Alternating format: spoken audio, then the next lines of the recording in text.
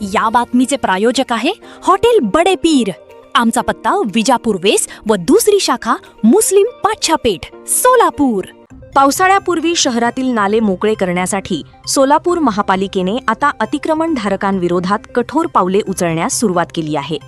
आदर्श नगर ते शेळगी या पावसाळी नाल्याच्या बांधकामात अडथळा ठरणाऱ्या 20 मिळकतदारांना अतिरिक्त आयुक्त संदीप कारंजे यांनी बेकायदेशीर बांधकाम हटविण्याच्या नोटिसा बजावल्या आहेत।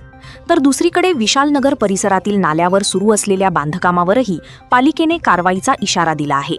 महापालिकेकडून शहरातील एकूण 74 पावसाळी नाल्यांचा स्वतंत्र आराखडा तयार करण्यात आला असून त्याअंतर्गत विविध भागांमध्ये नाल्यांचे रुंदीकरण, खोलीकरण आणि पक्क्या बांधकामाची कामे हाती घेण्यात आली आहेत। त्यानुसार नाला क्रमांक 22 अंतर्गत आदर्श नगर ते शेळगी या भागातील नाल्याचे काँक्रिटीकरण आणि सुधारित बांधकाम सुरू करण्यात आले आहे।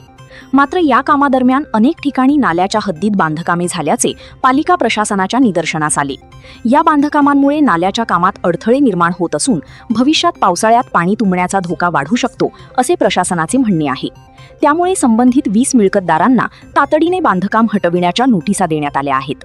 दरम्यान विशालनगर परिसरात स्वामी समर्थ डेव्हलपर्सच्या पाठीमागे नाल्यावर सुरू असलेल्या बांधकामावरही पालिकेने आक्षेप घेतला आहे।